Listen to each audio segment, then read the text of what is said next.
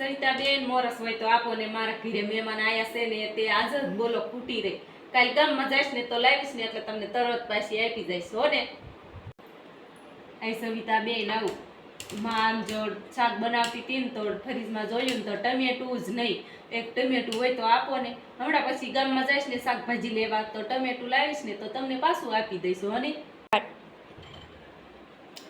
એ સવિતાબેન એક લહણનો ગાંઠિયો હોય તો આપો ને. આમ જો લહણ ફૂટી રહ્યું હાવે કોરું મરચું નાખીને તો તમારા ભાઈને ભાવે નહીં, અને જોયું ને તો લહણ વાળું મરચું જ નહીં. એક ગાંઠિયો હોય ને તો આપો, પછી હમણાં તમને લઈ જઈશ હો ને.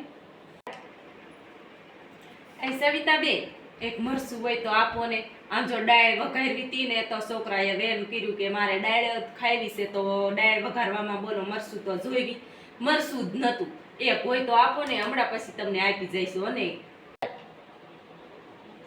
સવિતાબેન એલા સતરંગી તમાર છે, સતરંગી હોય ને તો આપો ને. મેં આજ જ ધોઈને મારા આમ જો આજ જ મહેમાન આવ્યા, બોલો શું કરું.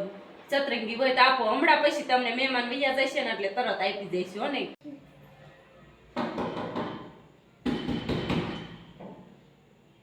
લે સવિતાબેન તો છે નહીં, મારે આમ જો દૂધ ફ્રીજમાં મૂકવા જાવું હતું ને તો સવિતાબેન તો વાંચીને કે ગયા.